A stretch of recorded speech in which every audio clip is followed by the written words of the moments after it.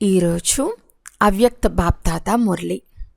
Date 23 March 2025.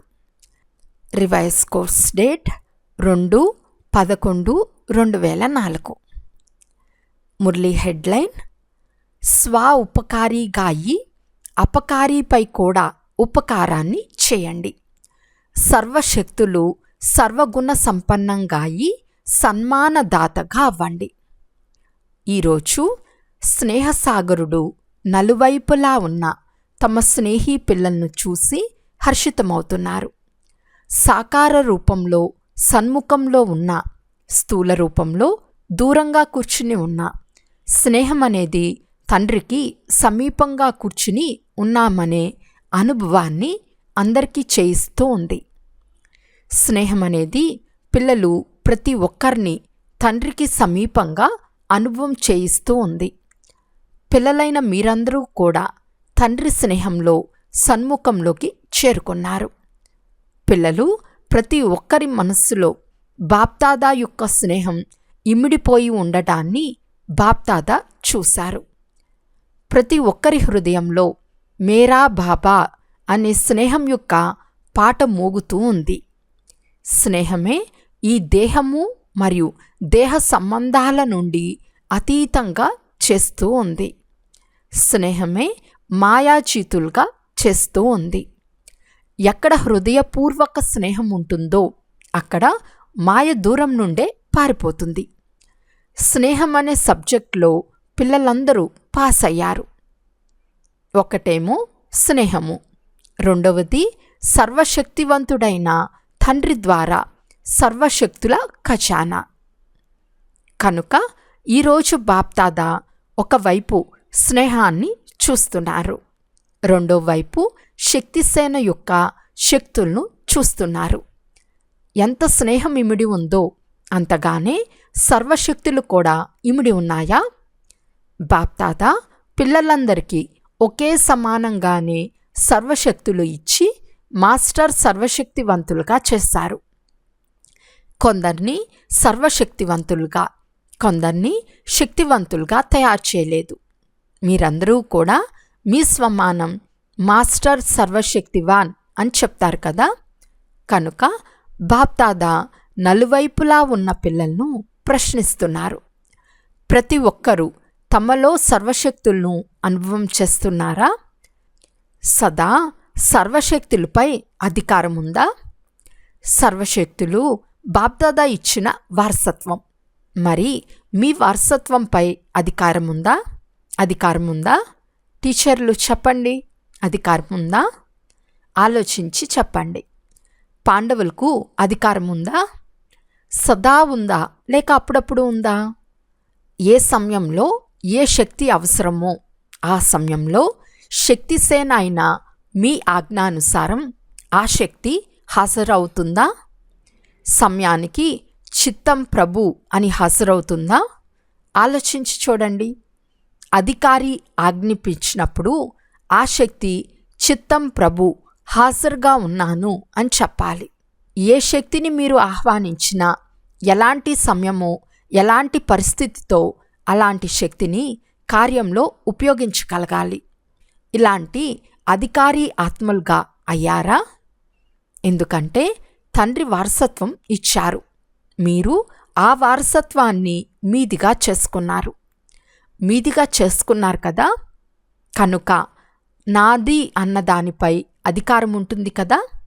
ఏ సమయంలో ఏ విధి ద్వారా అవసరం ఉంటుందో ఆ సమయంలో అలా కార్యంలో ఉపయోగపడాలి. ఉదాహరణకు మీకు ఇముడ్చుకునే శక్తి అవసరం ఉంది. మీరు ఇముడ్చుకునే శక్తిని ఆజ్ఞాపించారనుకోండి. అప్పుడు మీ ఆజ్ఞను అంగీకరించి ఆ శక్తి హాజరవుతుందా? అలా హాజరవుతూ ఉంటే భుజాలు ఊపండి, చేతులు ఊపండి. అప్పుడప్పుడు హాజరవుతుందా లేక సదా అవుతుందా? ఇముడ్చుకునే శక్తి హాజరవుతుంది. కానీ 10 సార్లు ఇముడ్చుకున్న తర్వాత 11వ కొద్దిగా హెచ్చుతగ్గులవుతుందా? సదా మరియు సహజంగా హాజరైపోవాలి. సమయం గడిచిపోయిన తర్వాత రాకూడదు. మేమైతే ఇది చేయాలనుకున్నాము కానీ జరిగిపోయిందని అంటారు. కానీ ఇప్పుడెలా జరగదు. ఇలాంటి వారినే సర్వశక్తులకు అధికారులు అని అంటారు. ఈ అధికారాన్ని బాప్దాదా అయితే అందరికీ ఇచ్చారు. కానీ సదా అధికారులుగా అవ్వటంలో నెంబర్ వార్గా అయిపోతున్నారు. సదా మరియు సహజంగా ఉండాలి, న్యాచురల్గా ఉండాలి. నేచర్గా ఉండాలి అంటే దానికి విధి. ఎలాగైతే తండ్రిని ప్రభువు అని కూడా అంటారు కదా, ప్రభువు హాజరుగా ఉన్నారని అంటారు. అలాగే ఏ పిల్లలైతే ప్రభువు యొక్క ప్రతి శ్రీమతాన్ని చిత్తం ప్రభు అని అనుసరిస్తారో వారి ఎదురుగా సర్వశక్తులు కూడా చిత్తం అని అంటూ హాజరవుతాయి. ప్రతి ఆజ్ఞలో జీ హజూర్, ప్రతి అడుగులో జీ హాజిర్ అని అంటాయి.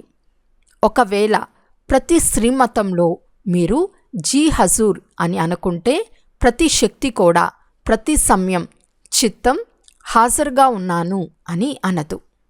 ఒకవేళ అప్పుడప్పుడు తండ్రి ఇచ్చిన శ్రీమతాన్ని లేక ఆజ్ఞను పాలన చేస్తే అప్పుడు శక్తులు కూడా అప్పుడప్పుడు హాజరై మీ ఆజ్ఞను పాలన చేస్తాయి. ఆ సమయంలో అధికారులకు బదులు అధీనులుగా అయిపోతారు. కనుక బాప్దాదా ఈ రిజల్ట్ను చెక్ చేసినప్పుడు ఏం చేశారు? నెంబర్ వారుగా ఉన్నారు. అందరూ నెంబర్ 1గా లేరు, నెంబర్ వారుగా ఉన్నారు. మరియు సదా సహజంగా లేరు. అప్పుడప్పుడు సహజంగా ఎమర్జ్ అవుతాయి, కానీ అప్పుడప్పుడు కొద్దిగా కష్టంగా శక్తులు ఎమర్జ్ అవుతాయి. బాప్దాదా పిల్లలు ప్రతి ఒక్కరిని తండ్రి సమానంగా చూడాలని కోరుకుంటున్నారు. నెంబర్ వారుగా చూడాలని అనుకోవటం లేదు. అంతేకాక మీ అందరి లక్ష్యం కూడా తండ్రి సమానంగా అవ్వటమే. సమానంగా అయ్యే లక్ష్యం ఉందా లేక నెంబర్ వారుగా అయ్యే లక్ష్యం ఉందా? ఒకవేళ మిమ్మల్ని ప్రశ్నిస్తే సమానంగా అవ్వాలని అందరూ అంటారు. కనుక చెక్ చేసుకోండి. సర్వశక్తులు ఉన్నాయా? సర్వ అనే దాన్ని అండర్లైన్ చేసుకోండి. సర్వగుణాలు ఉన్నాయా?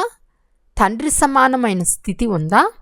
ఒక్కసారి మీ స్వయం యొక్క స్థితి, ఒక్కసారి ఏదైనా పరిస్థితి విషయాన్ని ప్రాప్తి చేసుకోవటం లేదు కదా. ఒకవేళ పరిస్థితి విషయాన్ని ప్రాప్తి చేసుకుంటే దానికి కారణమేదో తెలుసు కదా. మీ స్థితి బలహీనంగా ఉంటే అప్పుడు పరిస్థితి దాడి చేస్తుంది. సదా స్వస్థితి విజయ్గా ఉండాలి అంటే దానికి సాధనము సదా స్వమానము మరియు సన్మానము యొక్క బ్యాలెన్స్ ఉండాలి. స్వమానదారి ఆత్మ స్వతహాగానే సన్మానాన్ని ఇచ్చే దాతగా ఉంటుంది. వాస్తవానికి ఎవరికైనా సన్మానం ఇవ్వడం అంటే ఇది ఇవ్వటం కాదు. సన్మానం ఇవ్వటము అంటే తీసుకోవటం.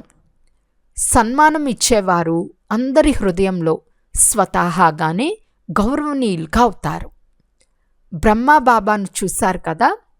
ఆదిదేవునిగా ఉంటున్న, డ్రామా యొక్క మొదటి ఆత్మగా ఉంటున్న సదా పిల్లలకు సన్మానం ఇచ్చారు.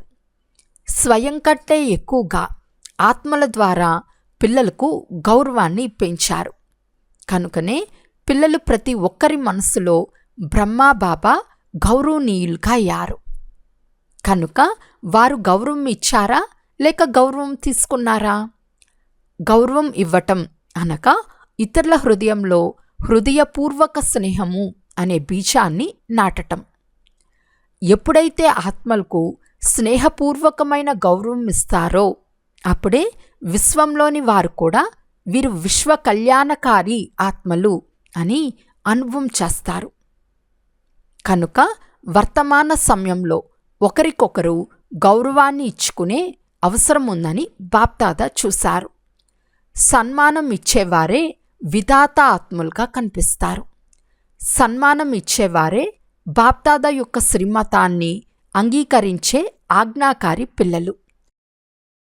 సన్మానం ఇవ్వటమే ఈశ్వరీయ పరివారం యొక్క హృదయపూర్వక ప్రేమ. సన్మానం ఇచ్చేవారు సహజంగానే స్వమానంలో స్థితమవుతారు. ఎందుకంటే ఏ ఆత్మకైతే సన్మానం ఇస్తారో ఆ ఆత్మల ద్వారా హృదయపూర్వక ఆశీర్వాదాలు ఏవైతే లభిస్తాయో ఆ ఆశీర్వాదాల భండారము సహజంగా మరియు స్వతహాగానే స్వమానాన్ని స్మృతిప్పిస్తాయి. కనుక బాప్దాదా నలువైపులా ఉన్న పిల్లలకు విశేషంగా సన్మానదాతగా అవ్వండి అని అండర్లైన్ చేస్తున్నారు. బాప్దాదా వద్దకు ఎలాంటి పిల్లలు ఎలా వచ్చారు? బలహీనంగా వచ్చారు, సంస్కారాలకు వశమై వచ్చారు, పాపాల బరువును తీసుకుని వచ్చారు, కఠిన సంస్కారాలను తీసుకుని వచ్చారు. అయినా కూడా బాప్దాదా పిల్లల ప్రతి ఒక్కరిని ఏ దృష్టితో చూశారు? నా అపురూపమైన అల్లారు ముద్దు పిల్లలు, ఈశ్వర్య పరివారానికి చెందిన పిల్లలు అని సన్మానం ఇచ్చారు. కనుకనే మీరు స్వమానదారులుగా అయిపోయారు. కనుక అలా తండ్రిని అనుసరించండి. ఒకవేళ సహజంగా సర్వగుణ సంపన్నంగా అవ్వాలి అనుకుంటే సన్మానదాతగా అవ్వండి. అర్థమైందా?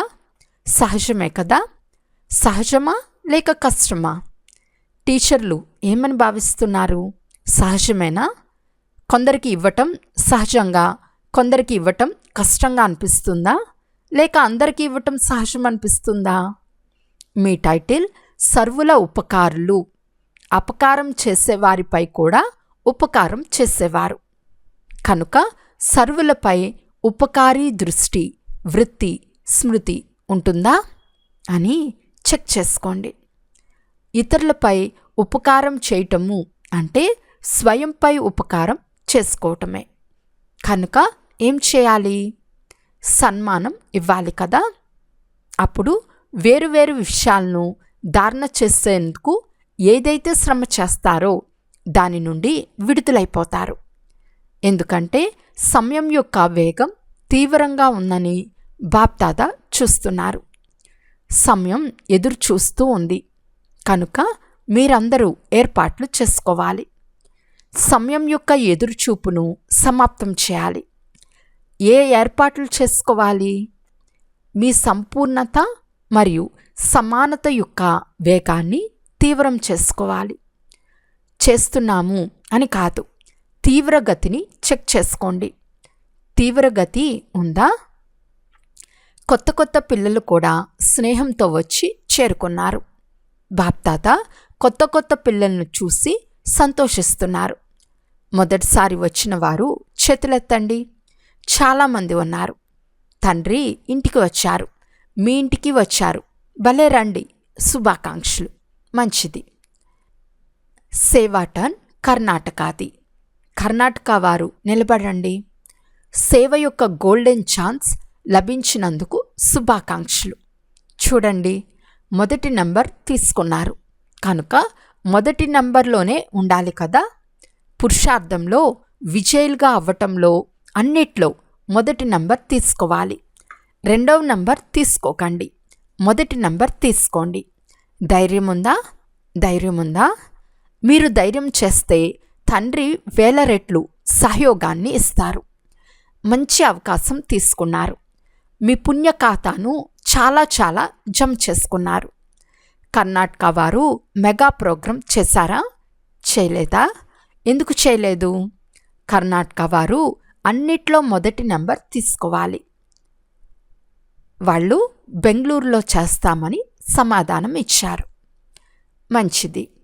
ఎవరైతే పెద్ద ప్రోగ్రామ్స్ చేశారో వారు లేచి నిలబడండి.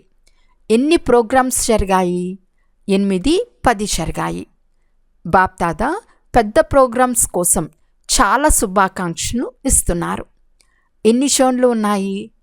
ప్రతి జోన్ వారు పెద్ద ప్రోగ్రామ్స్ చేయాలి. ఎందుకంటే అప్పుడు మీ పట్టణంలో ఫిర్యాదులు చేసేవారు ఫిర్యాదులు చేయరు.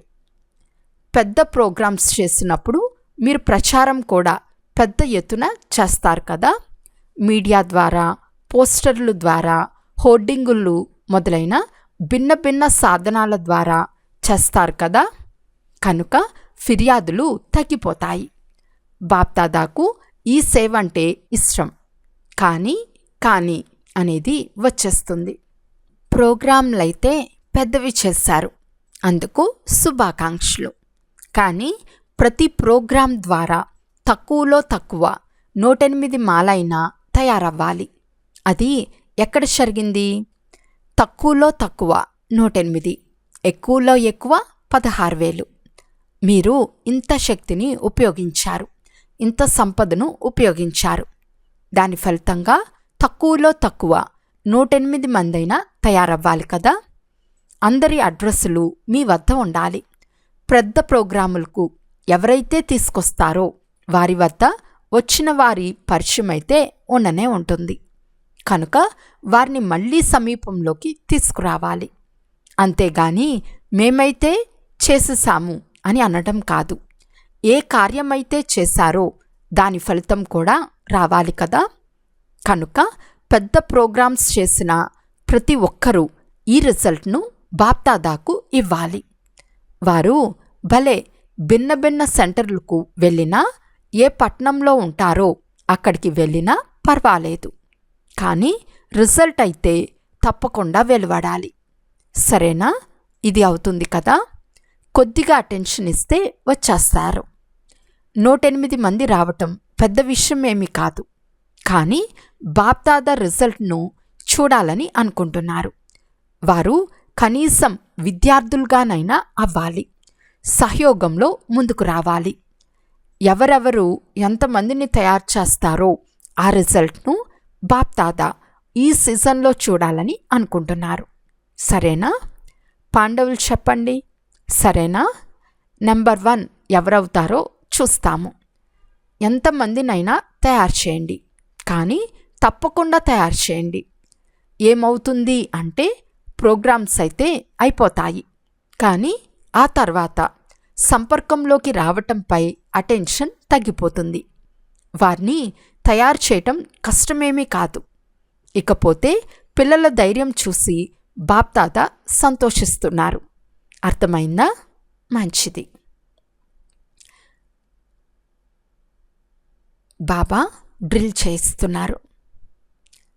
ఇప్పుడు అందరూ ఒక్క సెకండ్లో, ఒక్క నిమిషంలో కాదు, ఒక్క సెకండ్లో నేను ఫరిస్తా నుండి దేవతను, ఈ మనసా డ్రిల్ను సెకండ్లో అనుభవం చేయండి.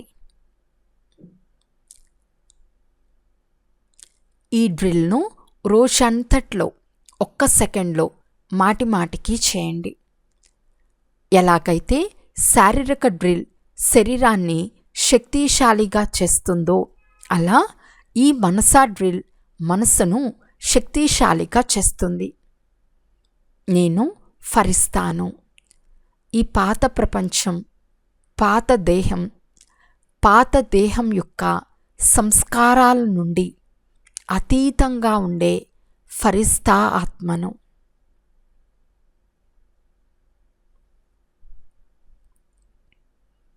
అచ్చా, బాప్దాదా అందరికీ యాద్ ప్యార్ చెప్తున్నారు. నలువైపులా ఉన్న అతి స్నేహీలు, సదా స్నేహసాగరంలో లవ్లీన్గా ఉండే ఆత్మలకు, సదా సర్వశక్తులకు అధికారులైన శ్రేష్ఠ ఆత్మలకు, సదా తండ్రి సమానంగా అయ్యే తండ్రి యొక్క ప్రియమైన ఆత్మలకు, సదా స్వమానంలో ఉంటూ ప్రతి ఆత్మకు సన్మానం ఇచ్చేవారు, సర్వులకు గౌరవనీయులుగా అయ్యే ఆత్మలకు, సదా సర్వులకు ఉపకారం చేసే ఆత్మలందరూ బాప్దాదా యొక్క హృదయపూర్వక ప్రియస్మృతులు, హృదయపూర్వక ఆశీర్వాదాలను స్వీకరించండి. అంతేకాక విశ్వానికి యజమానులైన ఆత్మలకు నమస్తే. బాబాకు పిల్లలందరి తరపు నుండి యాద్ ప్యార్ మరియు నమస్తే నమస్తే నమస్తే. దాదీ గారితో సన్మానం ఇవ్వటంలో నెంబర్ 1లో పాస్ అయ్యారు. దాదీలందరూ మధువనానికి ప్రకాశము. వీరందరికీ దాదీల ప్రకాశం మంచిగా అనిపిస్తుంది. ఎలాగైతే దాదీల ద్వారా మధువనంలో ప్రకాశం ఉందో అలా మీరందరూ దాదీలు కాకపోయినా దీదీలు మరియు దాదాలుగా అయితే అయ్యారు కదా. కనుక దీదీలు మరియు దాదాలందరూ ఎక్కడ ఉంటున్నా ఆ స్థానంలో ప్రకాశం ఉండాలి. ఎలాగైతే దాదీల ద్వారా ప్రకాశం ఉందో అలా ప్రతి స్థానంలో ప్రకాశం ఉండాలి. ఎందుకంటే దాదీల వెనుక మీరు దీదీలుగా అయితే ఉన్నారు కదా. మీరు తక్కువేమీ కాదు, దాదాలు కూడా ఉన్నారు, దీదీలు కూడా ఉన్నారు. కనుక ఏ సెంటర్ కూడా చప్పగా నిరుత్సాహంగా ఉండకూడదు, నిస్సారంగా ఉండకూడదు. ప్రకాశం ఉండాలి. మీరు ఒక్కొక్కరు విశ్వంలో ప్రకాశం తీసుకొచ్చే ఆత్మలు.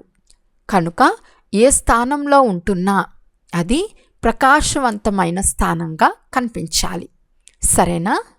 ఎందుకంటే ప్రపంచంలో హద్దు ప్రకాశం ఉంది, కానీ మీ ఒక్కొక్కరి ద్వారా బేహద్ ప్రకాశం ఉంది.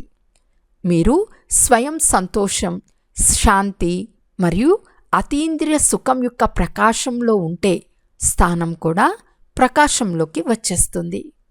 ఎందుకంటే స్థితి ద్వారా స్థానంలో వాయుమండలం వ్యాపిస్తుంది. కనుక మేము ఉన్న స్థానంలో ప్రకాశం ఉందా అని అందరూ చెక్ చేసుకోవాలి. ఉదాసీనత అయితే లేదు కదా. అందరూ సంతోషంలో నాట్యం చేస్తున్నారా? ఇలా ఉన్నారు కదా. దాదీలైన మీ అందరి పని ఇదే కదా. మంచిది.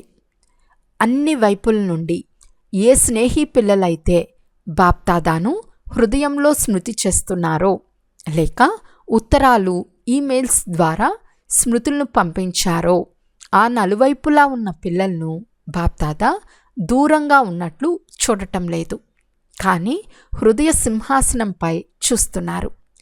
అన్నిటికంటే సమీపంగా హృదయం ఉంటుంది. కనుక బాప్దాదా హృదయం నుండి స్మృతిని పంపించిన వారిని, స్మృతి పంపించుకున్న స్మృతిలో ఉన్నవారిని అందరినీ కూడా హృదయ సింహాసనాధికారులుగా చూస్తున్నారు. వారికి బదులిస్తున్నారు. దూరంగా కూర్చుని ఉన్న నెంబర్ 1 తీవ్ర పురుషార్థి భవ. ఈరోజు వరదానము. సోమరితనము అనే నిద్రకు విడాకులిచ్చే నిద్రాజీత్ చక్రవర్తి భవ. సాక్షాత్కార మూర్తులుగాయి భక్తులకు సాక్షాత్కారం చేయించేందుకు లేక చక్రవర్తిగా అయ్యేందుకు నిద్రాచీతులుగా అవ్వండి. ఎప్పుడైతే వినాశన కాలాన్ని మర్చిపోతారో అప్పుడు సోమర్తనం అనే నిద్ర వస్తుంది. భక్తులు పిలుపులు వినండి. దుఃఖీ ఆత్మల దుఃఖంతో కూడిన పిలుపులు వినండి. దాహంతో ఉన్న ఆత్మలు చేసే ప్రార్థనల ధ్వని వినండి. అప్పుడు ఎప్పుడూ కూడా సోమరితనం యొక్క నిద్ర రాదు. కనుక ఇప్పుడు సదా వెలుగుతున్న జ్యోతులుగా అయి సోమర్తనం అనే నిద్రకు విడాకులివ్వండి మరియు సాక్షాత్కార మూర్తులుగా అవ్వండి.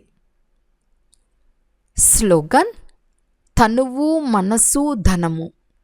మనసు, మాట, కర్మ ఏ ప్రకారంగానైనా తండ్రి కర్తవ్యంలో సహయోగులుగా అవ్వండి. అప్పుడు సహజయోగులుగా అయిపోతారు. ఈరోజు అవ్యక్త సూచన. సత్యత మరియు సభ్యతారూపీ సంస్కృతిని అలవర్చుకోండి.